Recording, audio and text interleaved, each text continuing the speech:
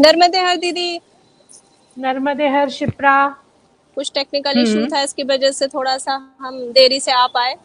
जैसे कहते हैं कि कुछ चीजें अपने हाथ में नहीं है, और जैसे ही प्रदोष काल आरंभ हुआ वैसे ही गंगा के तट पे मुझे आपके दर्शन होने ही लगे, क्योंकि मेरे जीवन में मैं प्रदोष काल को बहुत मानती हूँ। तो मेरे सभी लोग दीदी आपके बारे में जान चुके हैं, उत्साहित हैं और जिज्ञासु हैं सब कुछ जानने के लिए। और एक उथली चीज जो आपकी दिखती है कि आपने संन्यास लिया, और कई साधु संत समाज से मैं बहुत मिली हूँ, बहुत दर्शन किए हैं प्रभु की दया से। ऐसा जीवन था कि 23-24 राज्यों के आध्यात्मिक लोगों से काफी छान के मिली हूँ, लेकिन आप मेरे जीवन में आने वाली पहली विभूति ऐसी हैं जिसने नारंगी वस्त्र पहन के भी पूरा ग्रस्त अपना एक ऐसा वहां पे बना रखा है।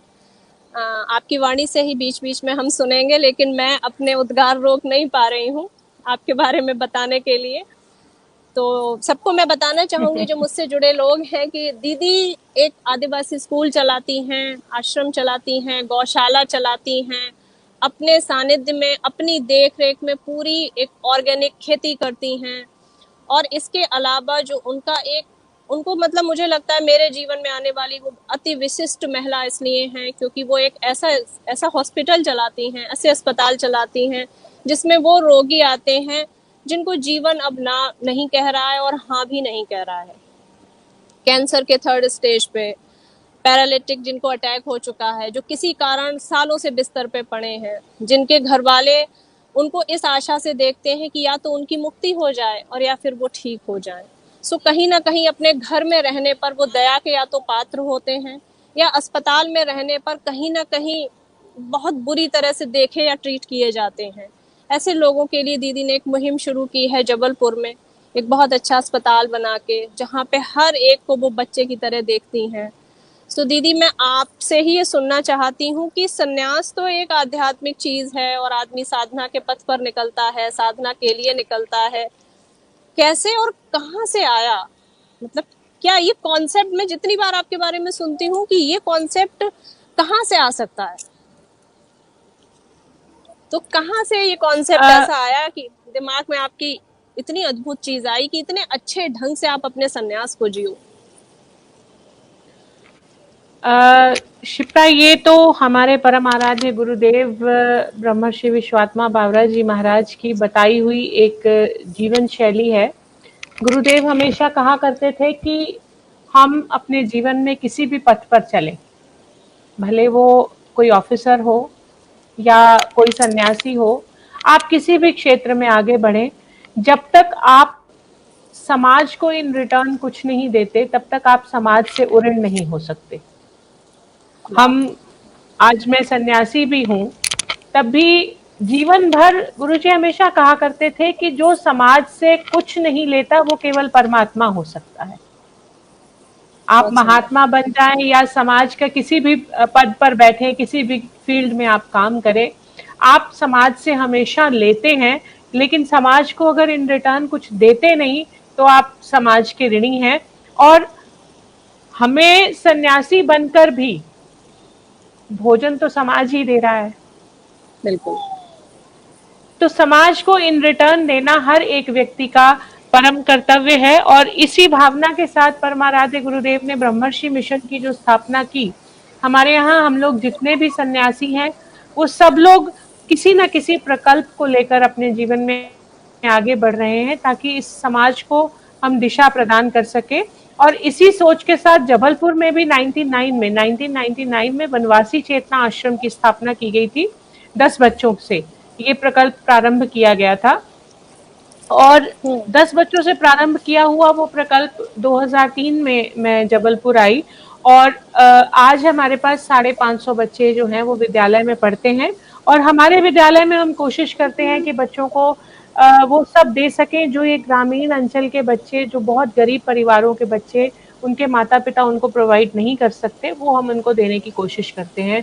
भले वो साइंस लैब हो, स्मार्ट क्लास हो, कंप्यूटर लैब हो, लाइब्रेरी हो, स्पोर्ट्स हो, कल्चरल एक्टिविटीज़ हो, ताकि ये बच्चे किसी भी क्षेत्र में जाकर अपने आप को हीन भावना से ग्रस्त ना पाएं, इनको ये ना लगे कि हमें ये नहीं मिल पाया। बच्चों में योग्यता तो है लेकिन उनके पास रिसोर्सेज नहीं है तो बस योग्यता उनकी और रिसोर्सेज इस समाज के, हम ब्रिजिंग का काम कर रहे हैं कि योग्य बच्चों तक इस समाज के रिसोर्सेज को पहुंचाकर उनको आगे बढ़ाने का काम करते हैं। और इसी प्रकल्प में काम करते करते 2004 में मेरे पास एक आदिवासी लड़की आई थी, बिटिया आई थी, उसका नाम था अनीता।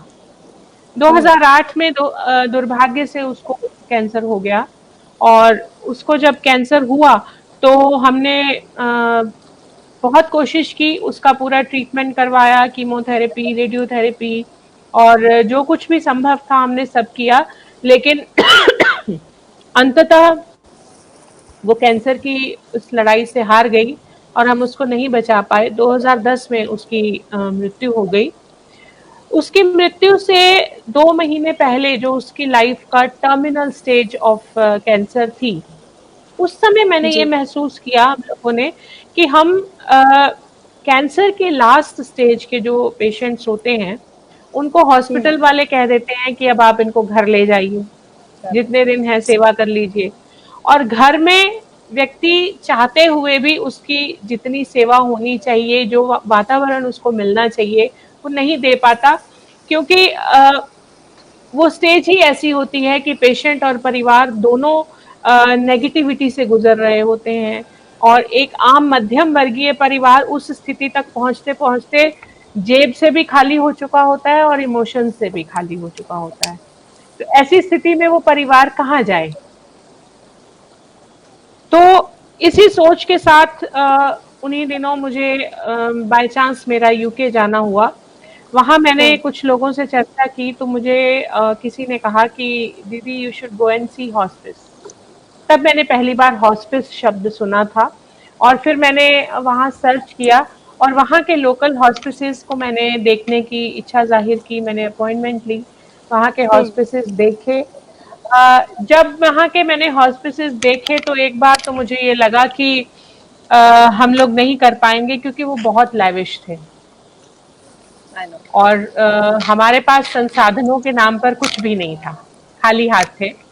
लेकिन फिर ये लगा कि वहाँ के हॉस्पिसेस जो हैं वो लग्जरीज हैं, और हमें यहाँ लग्जरीज नहीं चाहिए, हमें यहाँ नेसेसिटी चाहिए। नेसेसिटी और लग्जरी में बहुत अंतर होता है जी। तो वहाँ के जो हॉस्पिसेस हैं वो बहुत लग्जूरियस हैं, और वहाँ के लोगों के जीवन के लाइफस्टाइल के हिसाब से थे, और हमें यहाँ के हॉस्पिस जो यहाँ बनाना था वो यहाँ के लोगों की आवश्यकताओं के हिसाब से बनाना था। खैर हम लोगों ने खोजना शुरू किया, कोशिश शुरू की। तो अप्रैल 2013, 14 अप्रैल 2013 हम लोगों ने विराट हॉस्पिस की स्थापना की, प्रारंभ किया एक किराए के मकान में। और विराट का फुल फॉर्म थी Vishwatma institute for rehabilitation and treatment. तो विराट हॉस्पिस हमने प्रारंभ किया 2013 में, एक किराए के मकान में प्रारंभ किया। पहले तो हम लोग बहुत दिन तक स्थान ढूंढते रहे, तो हमें, क्योंकि ये एक ऐसा प्रकल्प था जिसमें हमें ये पता था कि इसमें मृत्यु निश्चित है, कोई अपनी प्रॉपर्टी भी हमें देने को तैयार नहीं था। कई हॉस्पिटल्स में भी कोशिश की, लेकिन अंततः ईश्वर ने जो कार्य करवाना था, हमें यंत्र मात्र बनकर हम कोशिश कर रहे थे, तो अंततः हमें एक परिवार, हमारे यहाँ का शर्मा जी हैं, उन्होंने कहा कि दीदी आप, हमारा ड्यूप्लेक्स खाली हुआ है, उसमें प्रारंभ कीजिए। हम लोगों ने उसमें प्रारंभ किया। भारत में पूरे कुल मिलाकर शायद 10 या 12 हॉस्पिसेस हैं, और मध्य प्रदेश का ये पहला हॉस्पिस था। कुछ लोगों ने उत्साह दिया और कुछ लोगों ने पीछे खींचने की भी कोशिश की कि ये कैसा कार्य आप प्रारंभ कर रहे हैं, जिन्होंने बचना ही नहीं है उन पर पैसा खर्च करने की क्या आवश्यकता है। तो पॉजिटिव और नेगेटिव सभी तरह की सोच वाले लोग हमारे साथ थे, लेकिन ईश्वरीय विधान में जो होता है, उन्होंने हमें माध्यम बनाकर ये प्रकल्प प्रारंभ करना था। सो प्रारंभ हुआ। पहले 10 दिन तक हमारे पास कोई पेशेंट नहीं था, और हमारे medical director doctor Akhilesh Kumar था, वो और उनके साथ कुछ लोग और ऐसे थे जो इस प्रकल्प को चलाने के लिए बहुत धुन के पक्के थे। तो प्रारंभ हुआ, 10 दिन बाद एक पेशेंट आया, वो 10 दिन तक रहा, फिर 10 दिन बाद उसका वहां प्रयाण हुआ, फिर उसी दिन एक और पेशेंट आया, और धीरे धीरे करते करते आज दिन तक हम लगभग ये मान के चलिए कि 1300 मरीजों की सेवा करने का सुअवसर हमें ईश्वर ने प्रदान किया है। और 3-4 साल बाद हम लोगों को हमने लैंड खरीदी, वहाँ हॉस्पिस की अपनी बिल्डिंग बनाई, और आज हमारा प्रकल्प उसी हॉस्पिस में, उसी बिल्डिंग में, उसी कैंपस में चल रहा है। सामने से दीदी मैंने जितने लोगों को आपके बारे में बताया, तो सामने से ये ऐसे दिखता है कि जिनकी कभी भी मृत्यु होगी उनकी सेवा करना कितना मुश्किल है, या जो डेथ बेड पे हैं। पर मेरा थोड़ा सा सोचना अलग है। तो मैं एक स्त्री होने के नाते ये सोचती हूँ कि आप स्त्री हो, आप मतलब उद्गारों से, वात्सल्य से भरी हुई हो। सो मुझे जो दूर से दिखता है वो मुझे लगता है सबसे कठिन जो फेज होता होगा वो होता होगा कि कोई भी जो आ गया है, बेड पे है, आपने 2 दिन सेवा की और अगले दिन आपको पता चला उसकी डेथ हो गई और वो खाली बेड देखना। तो हर बार आप उसी एक इमोशन से अपने आप को ओवरकम करना, क्या नहीं लगता कि ये सबसे मुश्किल पार्ट है? मुझे ऐसा लगता है दूर से, क्योंकि अटैचमेंट तो हर उस व्यक्ति से हो जाता है। आप कैसे डील करती हो इस इमोशन को? शिप्रा, मुझे ये लगता है कि कई लोग मुझे ये प्रश्न पूछते हैं, आपने भी आज यही प्रश्न पूछा, बहुत सारे लोग मुझे ये प्रश्न पूछते हैं। मैं एक ही उत्तर हमेशा देती हूँ कि मुझे ऐसा लगता है कि ईश्वर ने हमें एक गेटकीपर ऐसे कि विद्यालय में हमारे पास बहुत छोटे छोटे नन्हे नन्हे बच्चे आते हैं। विद्यालय में हमारा जो है वो एंट्री गेट है, और हॉस्पिस जो है वो एग्जिट गेट है। विद्यालय में हम आने वाले जीवन का स्वागत करते हैं, और हॉस्पिस में हम जाते हुए जीवन की विदाई करते हैं। और हॉस्पिस में हमारा जो ध्येय वाक्य है, या हमारी टैगलाइन जिसे आप कह लें, वो ये है कि we are trying to add life to the days when we can not add days to the life. जब हम जीवन के दिन नहीं बढ़ा सकते, तब हम दिनों में जीवन बढ़ाने का एक प्रयत्न करते हैं कि जितने भी दिन एक पेशेंट के पास है, जितना भी समय है, उसको कैंसर शब्द की यातना से हम थोड़ा सा दूर करने की कोशिश करते हैं। उनको प्राकृतिक वातावरण देने की कोशिश करते हैं, उनको आध्यात्मिक वातावरण देने की कोशिश करते हैं, और अस्पताल की सुविधाएं और घर का वातावरण, आश्रम का वातावरण देने का प्रयत्न हम लोग करते हैं। पर्सनली लेकिन मुझे ऐसा लगता है, ये तो मैंने व्यक्तिगत तौर पे भी वहां रह के देखा है कि जब किसी एक पेशेंट को शायद मीठा खाने का मन था और आप बड़ी स्ट्रिक्ट हो इस चीज में, कोई बाहर की चीज ऐसी नहीं मिलेगी जो इन्फेक्ट कर दे, क्योंकि उनका इम्यून सिस्टम बहुत अच्छा नहीं होता, शुद्ध हो, और आपने वहीं की गाय के दूध से अपने सामने मिठाई बनवा के उसको खिलाई। मुझे लगता है ये सिर्फ माँ अपने बच्चे के लिए कर सकती है जिसको वो जन्म देती है। मतलब शिप्रा, मैं ये सोचती हूँ कि मुझे ये ड्यूटी गुरुदेव द्वारा दी गई है। भगवान ने ये ड्यूटी मुझे दी है कि इन जीवन जिनके हमारे डॉक्टर साहब हमेशा कहा करते हैं कि जिनके पास जीवन ही नहीं बचा उनके पास और क्या बचा। तो जीवन के जितने दिन हैं उसमें अगर उनको छोटी छोटी उनकी इच्छाएं अगर हैं, वो कुछ खाना चाहते हैं, कहीं दर्शन करने जाना चाहते हैं, कुछ भी छोटी छोटी इच्छाएं अगर उनकी हैं, उनको पूरा करने का अगर हम लोग प्रयत्न करें और उसको कर सकें। एक घटना मुझे याद आ गई। कुछ वर्ष पहले यहाँ पर जबलपुर में मोहनजोदारो पिक्चर की शूटिंग चल रही थी जी। तो उस पिक्चर की शूटिंग में मुंबई से बहुत सारे कलाकार आए हुए थे, और उनमें ऋतिक रोशन भी आए हुए थे। और जब वो शूटिंग चल रही थी तो हॉस्पिस में न्यूज़पेपर आता था, और न्यूज़पेपर में रोज की न्यूज़ लगती थी। तो एक बच्ची हमारे पास भर्ती थी, उसको बोन कैंसर था और लंग्स में भी स्प्रेड हो गया था। उसने न्यूज़पेपर देखा, बहुत छोटी उम्र की 16-17 साल की बच्ची थी, और क्योंकि उस उम्र में फिल्म स्टार से मिलना एक बहुत मतलब बहुत एक ड्रीम हुआ करता है बच्चों का। बिल्कुल, तो उस बच्ची ने ये इच्छा जाहिर की कि दीदी मुझे ऋतिक रोशन से मिलना है, क्योंकि वो न्यूज़पेपर में रोज पढ़ती थी।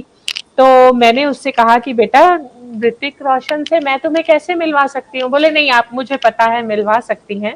खैर हम लोगों ने हमारे जो संस्था के लोग हैं, ग्रोवर जी हैं, मैंने उनसे फोन किया, उनको कहा कि आप कलेक्टर साहब से बात कीजिए। उससे मैं यहाँ पर रूपला जी कलेक्टर साहब थे, उनसे बात की, उन्होंने व्यवस्था की और शाम को ऋतिक रोशन से उसकी मुलाकात हो गई होटल में, एम्बुलेंस में उसको भेजा, 3 लोगों के जाने की परमिशन मिली थी। और वो बच्ची जो हर रोज रात भर दर्द से तड़पती रहती थी, उसको पेन किलर इंजेक्शन देने पड़ते थे, उस रात उसकी वो उसको, मुझे याद है 3 नवंबर उस दिन तारीख थी, और उस रात जब वो ऋतिक रोशन से मिलने जा रही थी शाम को, तो उसने अपनी माँ से कहा कि मुझे आज एक बार और नए कपड़े दिलवा दो। उसकी माँ उसके लिए कपड़े खरीद कर लेकर आई, उसने वो सूट पहना, वो एम्बुलेंस में लेट कर, बैठ तो पाती नहीं थी, वो लेट कर नया सूट पहनकर ऋतिक रोशन से मिलने के लिए गई। ऋतिक रोशन उससे मिले, लगभग 20-25 मिनट मिले, उनके साथ फोटो खिंचवाई, वीडियो बनाई। और जब वो बच्ची लौट कर आई और अगले दिन न्यूज़पेपर्स में उसकी फोटो थी, उस दिन वो पूरी रात उसने एक बार भी नहीं कहा कि मुझे दर्द है। वो इतने आराम से सोई।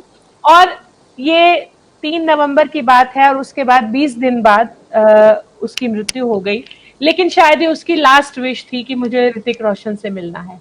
लेकिन उसके बाद के वो 20 दिन जो जी, 3 नवंबर से 23 नवंबर तक का उसका जो 20 दिन का जीवन था, that was the best part of her life in spite of cancer. पर दीदी वो आप जैसे हिमालय वाले इमोशन की ही महिला ये कर सकती है, मतलब मैं तो इमोशनली ब्रेक डाउन हो जाऊं। इट्स नॉट अबाउट फिजिकली चीजों को करना, कि आप सिर्फ किसी की सेवा कर रहे हो, दवा दे रहे हो, अच्छा वातावरण दे रहे हो, ओम का मंत्र जाप करा रहे हो, ये जो स्ट्रेंथ है कि आप आज भी कितने अच्छे से समझा रही है वो बात, और आप हर दिन उस इमोशन से ओवरकम होती होंगी क्योंकि आप मानवीय हैं, संवेदनाओं से भरी है, इसीलिए आपने एक ऐसा धरातल चुना। ये आप जैसा ही कोई हिमालय के इच्छा शक्ति वाला मैंने नहीं व्यक्ति कर चुना सकता शिप्रा, है। मैंने नहीं चुना, I am just an instrument. मैंने नहीं चुना, मुझे ईश्वर ने चुना। और मैं हमेशा सबसे बोलती हूँ कि अगर हम किसी भी प्रकार से किसी भी सेवा के कार्य में जुड़ पा रहे हैं या हम किसी भी सेवा के कार्य में सहयोग कर पा रहे हैं, तो we are the chosen ones. हमें ईश्वर ने उस कार्य के लिए चुना है, क्योंकि गुरुजी हमेशा कहा करते थे कि अगर हम किसी के पैर दबाना चाहें और जब तक दबाने वाला ना चाहे तो आप क्या उसके पैर दबा लेंगे? नहीं दबा सकते, जब तक सामने वाला दबाना ना चाहे। इसी प्रकार से ईश्वर जो है वो अपने इन सभी अंगों की सेवा करवाना चाहते हैं, तो हम कर पा रहे हैं। ईश्वर ने हमें ये मौका दिया है कि हम सेवा कर पाए, तो हम कर रहे हैं। ईश्वर के ये we are the chosen ones. अगर हम उस सेवा कार्य को कर पा रहे हैं, उसमें हमारी इच्छा के कोई मायने नहीं है। मैं समझती हूँ ये ईश्वरीय इच्छा है कि हमें उसमें उन्होंने अपना यंत्र बनाया है, तो हम कर पा रहे हैं। मैं अपने सब जुड़ने वाले लोगों को बताना चाहूंगी कि आप हमेशा मुझसे पूछते रहते हो कि भाई अब परिक्रमा कर ली, अब तुम हर समय क्यों नर्मदा भागती हो। एक बार दर्शन हो गए ना, अब मैं उन्हें कैसे बताऊं कि नर्मदा के खान में कैसे कैसे खजाने और हीरे पड़े हैं, कि मोह भंग नहीं होता। तो ये वो विभूतियां हैं जिनकी वजह से मैं नर्मदा भागती हूँ।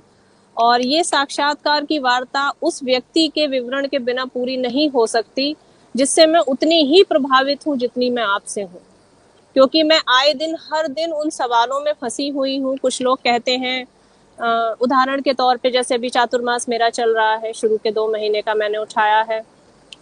एक वर्ग कहता है कि जब इतनी ही लीन हो गई हो तो सन्यास क्यों नहीं लेती। दूसरा वर्ग कहता है कि तुम ग्रस्त में हो, एक परिक्रमा कर ली काफी था, अब इतना सब कहाँ करना, अब तो साधु सन्यासी भी नहीं करते, ऐसे घर बार छोड़ के थोड़ी ना किसी आश्रम में रखे रहना है या रहते रहना है, या गंगा के तट पे तुम पड़ी हो। तो मैं उनसे तो नहीं बहस कर पाती, लेकिन ये शब्द मुझे अच्छे नहीं लगते कि गंगा के तट पे पड़ा रहना और घर में रहना, ये डिफरेंस कैसे हो सकता है, वो भी तो माँ है। मैं उस व्यक्ति का जरूर जिक्र करूंगी जिसे मैं उतना ही आदर देती हूँ जितना आपका, आपके गुरुजी का, जिन्होंने उस समय पर एक ऐसी चीज लाई जब स्त्रियों की एजुकेशन और उसके बाहर निकलने पर भी पाबंदियां थी, परेशानियां थी। उस टाइम पे उस विभूति ने एक कॉन्सेप्ट लाई कि भाई मैं बहुत चुनिंदा लोगों को संन्यास दीक्षा दूंगा, सब स्त्रियां होंगी और मैं सबको सेल्फ डिपेंड करूंगा। और आज उनसे जुड़ी हर आपकी जो गुरु बहनें हैं, मैं देखती हूँ कोई बहुत अच्छी गौशाला है, कोई संस्कृत का विद्यालय है, मतलब भारत में ही नहीं, भारत के बाहर भी।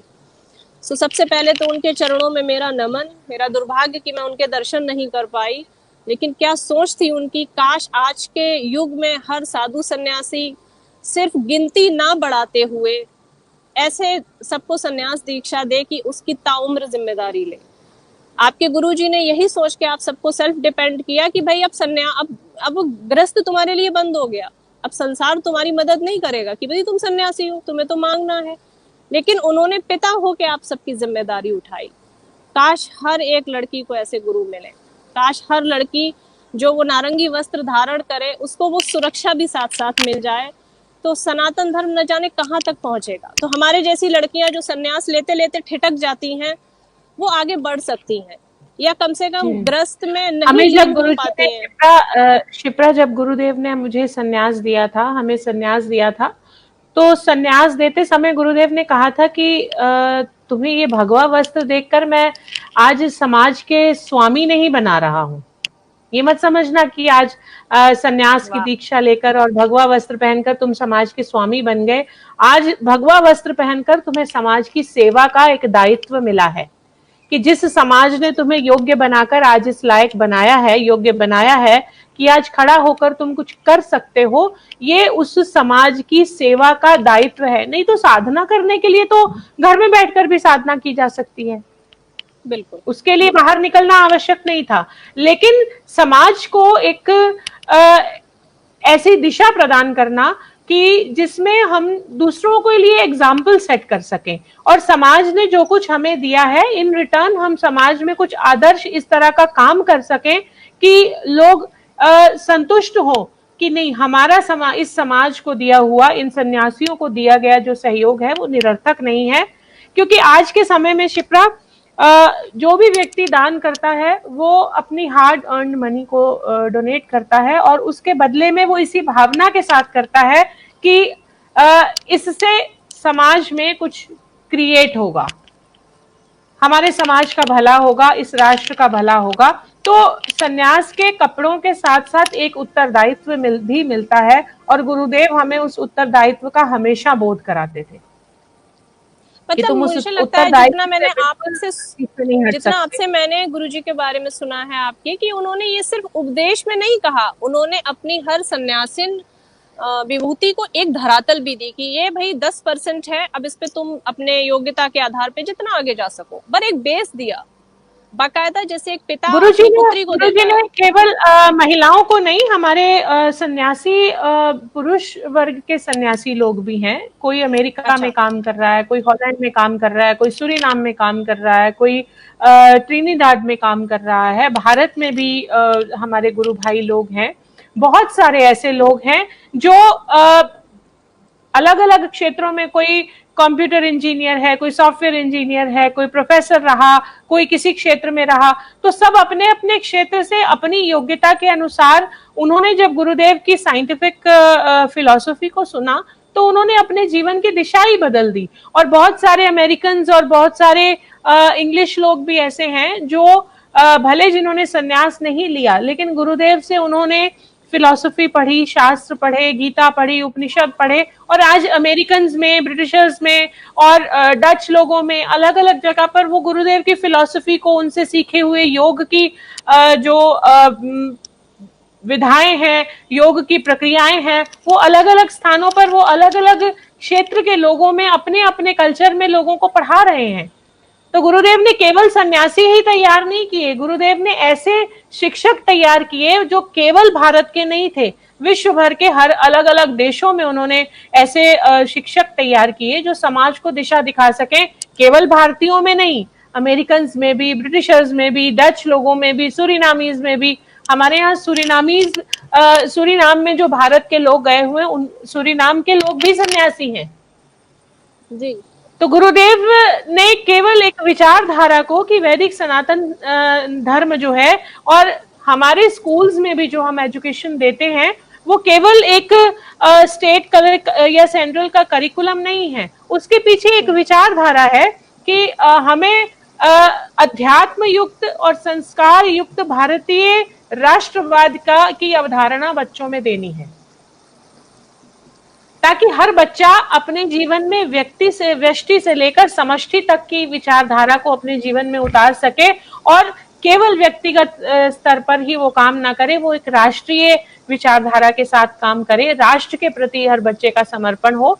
तो इस सोच को लेकर गुरुदेव ने ये सारे प्रकल्प चलाए और उन्हीं में से ये जबलपुर का भी प्रकल्प है। जहां तक पिछली बार हमारा एक बार डिस्कशन हुआ था, तो शायद आप वहां पे कोई एक और बिल्डिंग भी बना रही हैं। हॉस्पिस पे ही मैं दोबारा आती हूँ क्योंकि मेरा मोह भंग नहीं होता। हॉस्पिस कैंपस में हम लोग हॉस्पिटल बिल्डिंग भी बना रहे हैं। जो मैंने शुरू में बताया था कि विराट हॉस्पिस का, विराट का शब्द का अर्थ ही है Vishwatma institute of rehabilitation and treatment. तो वहां पर हम लोग रेडियोथेरेपी, दीदी हम लोगों से जुड़े हुए हैं और आपको सादर चरण स्पर्श बोल रहे हैं। कुशल दीदी का बहुत बहुत आपको आशीर्वाद, और आप आज जिसको देख रहे हैं उसको बस मेरे लिए वो नर्मदा स्वरूप ही है। मैं इतने छोटे में ही बड़ी बात कह सकती हूँ। नर्मदा जी तो नर्मदा जी हैं, नर्मदा जी तो नर्मदा जी हैं। रेडियोथेरेपी यूनिट की स्थापना होने जा रही है, अभी बिल्डिंग बन रही है। आगे चल के क्या है कि बहुत सारे पेशेंट्स रेडियोथेरेपी के डिले होने के कारण भी उनका जीवन नहीं बच पाता। तो कोशिश है कि कुछ लोगों के जीवन को हम बचा भी पाए। अभी तक तो हम लोग केवल उनके एक उत्कंठा मेरी इसी को लेके है कि मैं जानती हूँ कि जो काम आप कर रही हैं उसमें धन बहुत आवश्यक है और हर जगह से व्यवस्थाएं की जाती होंगी और परेशानियां भी होती हैं, और एक स्वाभिमान के साथ आपने पूरी डिग्निटी से वो प्लेटफॉर्म तैयार किया है। तो ऐसा भी नहीं हम कहीं घर घर भिक्षुक बन के मांग रहे थे, मैया की कृपा थी वो शुरू हुआ। लेकिन थोड़ा सा निष्ठुर मेरा ये कहना हो रहा है, लेकिन फिर भी कह रही हूँ कि क्या मन में ये नहीं आता कि अब इनका लास्ट स्टेज ही है, थर्ड स्टेज है, तो सिर्फ पेन किलर दे के या कुछ अच्छा खाना पीना के इनको एक अच्छी विदाई कर देते हैं, उतना ही काफी है। जबकि साधन बहुत कम है और साथ देने वाले बहुत ना के बराबर हैं और उसमें से लूप निकालने वाले बहुत है। तो क्या जरूरत है रेडियोथेरेपी और इस सब के लिए वापस एक सरदर्द लेने की? रेडियोथेरेपी यूनिट उन लोगों के लिए है जिनमें संभावनाएं हैं कि उनको अभी कुछ वर्षों का जीवन और मिल सकता है। उन लोगों के लिए संभावना है, क्योंकि गवर्नमेंट हॉस्पिटल में जो रेडियोथेरेपी यूनिट है उसमें बहुत काम हो रहा है, लेकिन फिर भी कई बार ऐसी परिस्थितियां आ जाती हैं कि इन्फ्लक्स ऑफ कैंसर पेशेंट्स जो है वो बहुत ज्यादा है और उस हैवी इन्फ्लक्स के कारण कई पेशेंट्स एक डेढ़ महीने की, दो महीने की वेटिंग में चले जाते हैं और उस डिले इन ट्रीटमेंट जो है बोल रहे हैं। बहुत सारे लोग आपको नमन प्रणाम चरण स्पर्श बोल रहे हैं। सीमा शुक्ला जी हमारे साथ जुड़ी हैं और वो आपको नमन कह रही हैं और आपके दर्शन करने के लिए वो कई बार मुझे बोल चुकी हैं उनको जबलपुर आना है। मेरे को स्क्रीन पे मैसेजेस मैं देख पा रही हूँ उनके। हाँ। तो अच्छा, उसमें ये भी है कि हम उन थर्ड स्टेज वालों को कुछ दिन का जीवन दे सकते हैं। हाँ, कई पेशेंट्स हमारे पास अर्ली स्टेजेस वाले भी आते हैं कि उनको जब अगर टाइम पे ट्रीटमेंट मिल जाए, रेडिएशन मिल जाए, रेडियोथेरेपी ट्रीटमेंट मिल जाए, तो उनकी लाइफ को हम लोग प्रोलॉन्ग कर सकते हैं। तो अब इसको आप थोड़ा सा एक्सप्लोर करने का सोच रही हैं, क्योंकि या कुछ ऐसा करिए जो मतलब लोग थोड़ा सा प्रोत्साहित हों और ऐसी बिल्डिंग्स को, ऐसे प्लेटफॉर्म को हर जगह कहीं ना कहीं शुरुआत हो। मुझे ऐसा लगता है, हालांकि ये कॉन्सेप्ट तो बहुत रेयर लोगों की हो सकती है, बहुत मुट्ठी भर लोग ये काम कर सकते हैं। जैसे रामकृष्ण परमहंस एक ही थे जो जैसे काली के उपासक थे, स्वामी विवेकानंद एक ही उनके ऐसे भक्त हुए। आई एम सॉरी कि मैं थोड़ा स्वार्थी हो रही हूं। रामकृष्ण परमहंस और स्वामी विवेकानंद जी के ही फॉलोअर डॉक्टर अखिलेश गुमाश्ता जी जो हैं, जिनका मैसेज अभी आप स्क्रीन पर देख पा रही हैं, उन्हीं के कारण ये प्रकल्प हम चला पा रहे हैं। वो इस पूरे प्रकल्प की स्पाइन है। और दूसरी मेरे हमारे दोनों जगत भैया और हमारे इन दोनों प्रकल्पों की दो स्पाइन्स हैं। हमारे इन दोनों प्रकल्पों की दो स्पाइन्स हैं, एक डॉक्टर अखिलेश कुमाश्ता जी हैं और दूसरी मैत्रेयी जी हैं। जी क्योंकि जी स्कूल जी। का काम वो संभालती हैं, हॉस्पिस का काम डॉक्टर साहब संभालते हैं, मैं दोनों तरफ आती जाती रहती हूँ। अच्छा, आप ब्रिज का काम करती हैं। और और मैं ब्रिजिंग का काम करती हूँ। और मैं ये समझती हूँ कि ऐसी परिस्थितियों में जब हमारे पास कोई रेगुलर सोर्स ऑफ इनकम नहीं है, क्योंकि स्कूल और हॉस्पिस दोनों प्रोजेक्ट्स जो हमारे हैं वो फ्री ऑफ एनी फी है, 0 फी पर हमारे दोनों प्रोजेक्ट्स हैं। और ऐसी परिस्थिति में जब हम सरकार से भी कोई मदद नहीं लेते हैं और हमारे पास रेगुलर सोर्स ऑफ इनकम भी नहीं है, ये समाज हमारा बहुत बड़ा संबल है, क्योंकि इस समाज के प्रत्येक व्यक्ति की इस यज्ञ में आहुति हमें मिलती है। और कई बार तो ऐसी अद्भुत हमें अनुभूतियां होती हैं कि जैसे ईश्वर बिल्कुल खड़े हैं कि हमें बोलने की भी आवश्यकता नहीं होती, और जो चीज की आवश्यकता होती है उनकी व्यवस्थाएं होती जाती हैं।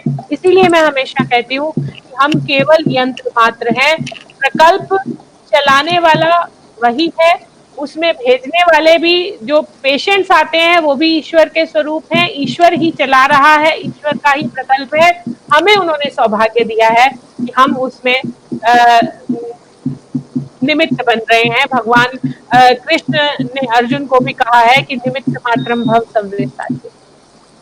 तो गुरुदेव ने हमें वही गीता का जो उपदेश गुरुदेव से हमेशा हमने सुना था, भगवान ने जो गीता का उपदेश अर्जुन को दिया था, यदि हम उसके एक भी श्लोक की एक भी अर्धाली को अपने जीवन में उतार लें तो मैं समझती हूँ व्यक्ति का जीवन धन्य हो जाएगा।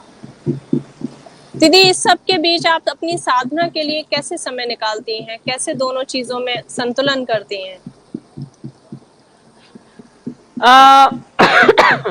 उसमें जितना संभव हो पाता है। मैं एक रोचक घटना अपने जीवन की तुम्हें सुनाऊं शिप्रा। एक बार जी मैंने गुरुदेव से कहा कि गुरुदेव मैं मौन रखना चाहती हूँ, मौन रहना चाहती हूँ। तो कहा बहुत अच्छी बात है, रहना चाहिए मौन। तो मैंने कहा आप मेरे को समय बताइए कि मुझे किस समय मौन रहना चाहिए। तो बोले रात्रि जी 10 बजे से 9 बजे से लेके और सवेरे 6 बजे तक मौन रहो। तो मैंने कहा कि नहीं ये तो बहुत कम समय है। तो बोले अच्छा सवेरे 8 बजे तक कर लो, 9 बजे तक कर लो। तो मैंने कहा नहीं मैं ज्यादा रहना चाहती हूँ। बोले जितना समय तुम्हारा है तुम उसी में मौन रह पाओगी ना, जो समय समाज का है उसमें तुम मौन कैसे रह सकती हो। जो समय वाह, तुम्हारा अपना है उसी में मौन रह सकती हो, जो समाज का समय है उसमें मौन रह जाओगी तो समाज तुम्हें क्षमा नहीं करेगा। मैं बोल रही हूँ तो दीदी, आप हर चीज इतना परफेक्ट, इतने समर्पण से करती हैं। फॉर एग्जाम्पल अभी आपने एक बैकग्राउंड चुनी है और उस बैकग्राउंड में आपके पीछे आपके गुरुजी को हम देख पा रहे हैं। हजारों चीजों में ऐसी बैकग्राउंड ही चुनना और वहीं हम बैठ गुरु जी को जाना। नहीं देख पा रहे तो गलत बोल रही है शिप्रा, आप गलत बोल रही हैं। हम गुरु जी को नहीं देख पा रहे, गुरु जी हम दोनों को देख रहे हैं। मेरे लिए तो अब उनके दर्शन इसी प्रकार हमेशा होंगे, क्योंकि मेरा दुर्भाग्य था कभी उनसे मैं ठीक से मिल नहीं पाई। लेकिन आपके माध्यम से कभी भी ऐसा नहीं लगता कि उन्हें नहीं देख पा रही हूँ या उन्हें नहीं सुन पा रही हूँ, क्योंकि आप उनमें इतनी गुरुमय होके आप उनकी चीजें बताती हैं हम सबको। तो अभी आप उसको और कैसे एक्सप्लोर करेंगी दीदी? मेरा तो मोह हॉस्पिस में ही लगा रहेगा। और जैसे कि वहाँ जो पेशेंट ब्रेड खाते हैं, वो ब्रेड मैंने पूरे हिंदुस्तान में भ्रमण करने के बाद भी उतनी पौष्टिक ब्रेड नहीं खाई, जबकि वो इतनी घर पे बनाई हुई है और सब कर रही हैं आप सब चीजें। तो वो बिल्कुल भी ये कहना तो गलत है, वहाँ पेशेंट का खाना मिलता है, इतना आप माँ जैसे सब चीजें करके वहाँ पे देती हैं। तो अभी आगे के क्या प्लान रहेंगे, आप उसको कैसे उसको नेक्स्ट स्टेज लेके जाएंगी? ईश्वरीय विधान है, जहां जहां भगवान कराते जाएंगे वहां वहां कार्य होता जाएगा। लेकिन जी हाँ ये आवश्यकता इसकी बहुत है। अब जैसे बिल्कुल है। आप कि उत्तर भारत में दिल्ली से उस तरफ केवल चंडीगढ़ में एक हॉस्पिस है। अभी लुधियाना में भी आगे बनने का है। हमारे ही परिचय के कुछ लोग उसके लिए काम कर रहे हैं, कुछ डॉक्टर्स हैं। अभी पूरे उत्तर भारत में दिल्ली से अगर आगे हम चले जाएं तो केवल एक हॉस्पिस है, रेड क्रॉस का है, वो भी चंडीगढ़ में। अच्छा। अभी तो बहुत काम होने की जरूरत है।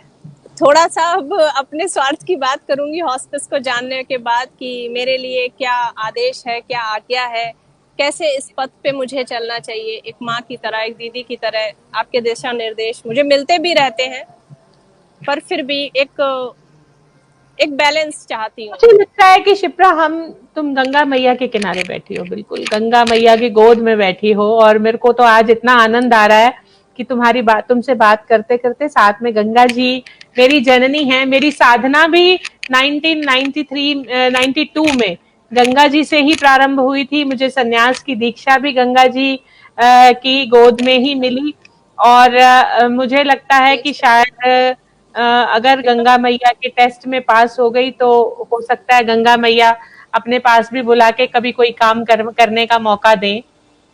तो ऐसा निवेदन है गंगा मैया से। लेकिन मुझे ऐसा लगता है कि हम तो केवल इच्छा भर कर सकते हैं, पूर्ण करने वाला तो ईश्वर है, और गंगा मैया से प्रार्थना करो, वही अपने आप मार्ग प्रशस्त करती जाएंगी। व्यक्ति का चाहा नहीं होता तो ईश्वरीय विधान से जो होना है, हम अपनी इच्छा से प्रार्थना करें, हमारी ऐसी सद इच्छा हो कि हम ईश्वर हमें उसमें माध्यम बनाते चले। पर दीदी बहुत सारी कॉमन चीजें हुई होंगी जिनसे मैं गुजर रही हूँ और आप गुजर चुकी हैं एक स्त्री होने के नाते, कि सामाजिक चीजें तो स्टैंड लेती होंगी ना, तो उनसे ओवरकम होना, उनसे ओवरकम करना।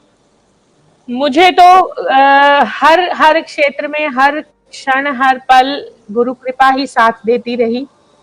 हाँ, माता पिता ने बहुत साथ दिया, लेकिन गुरु कृपा उसमें एक बहुत बड़ा संबल था, और हर कदम पर गुरुदेव ने ही संभाला और मार्ग प्रशस्त किया। तो गुरु तत्व से ही प्रार्थना करनी चाहिए। देखिए दीदी, ये ना भगवान की चालाकियां होती है। जब तक मैं हॉस्पिस, नर्मदा, गुरुजी के बारे में बात करती रही, सब स्मूथली चल रहा था। जैसे ही मैंने अपनी व्यथा आपसे कहनी शुरू की और गंगा की लहरों ने तुरंत इशारा किया कि तुम्हारी समस्याएं मेरे गर्भ में है, किसी से पूछोगी तो ब्रेक हो जाएगा। जैसे भक्त की समस्याएं भगवान सिर्फ अपने तक ही रखता है और कहता है मेरे अलावा किसी से मत कहो, और मैं देख लूंगा, या जिस दशा में रख रहा हूँ उसी दशा में रहो। और शायद इसीलिए ठीक उसी समय पे ये बंद हुआ जब मैं आपसे अपनी बात कहना शुरू की। तो ठीक है दीदी, गंगा की आरती का भी यहाँ समय हो रहा है, प्रदोष काल है। मैं चाहती हूँ एक बार आप हर की पैड़ी के और अच्छे से दर्शन कर लीजिए। गंगा मैया की जय। आप मुझे नर्मदा जी के खूब दर्शन रोज कराती हैं, आज मैं आपको गंगा जी के कराती हूँ। ऊपर वो मनसा देवी हैं। गंगा मैया से प्रार्थना करना कि जल्दी बुलाएं। गंगा मैया आपको बुला ही लेंगी, क्योंकि आपसे ज्यादा दिन वो भी दूर नहीं रह पाएंगी। और मैं भी जल्दी से, जैसे ही लॉकडाउन खुलता है, आपके चरण रज लेने के लिए जल्दी से आऊंगी। आपके गुरुजी को मेरा शत शत नमन, और आपके चरणों में मेरा प्रणाम, और भैया को भी मेरा प्रणाम कहिएगा, जिनके बिना हॉस्पिस संभव नहीं था। मैं तो चाहती थी आज वो भी आपके साथ बैठे। फिर किसी दिन किसी सेशन में मैं चाहूंगी भैया और मैत्रेयी दीदी भी आपके साथ बैठे, और लोग मैत्रेयी दीदी तो मेरे पास ही हैं, मैं उनसे मिलवा सकती हूँ। बिल्कुल बुलाइए, हम सब उनके दर्शन करना चाहेंगे। मैत्रेयी आओ। हम देखना चाहते हैं कि सन्यासियों की भी एक पूरी टीम होती है जो प्रोफेशनली भी काम बहुत अच्छा करती है और मानवता को भी बहुत अच्छे से संभालती है। और संतुलन अगर किसी को ठीक से आता है तो सिर्फ स्त्री को आता है। एक स्त्री ही गृहस्थ और सब में। प्रणाम दीदी।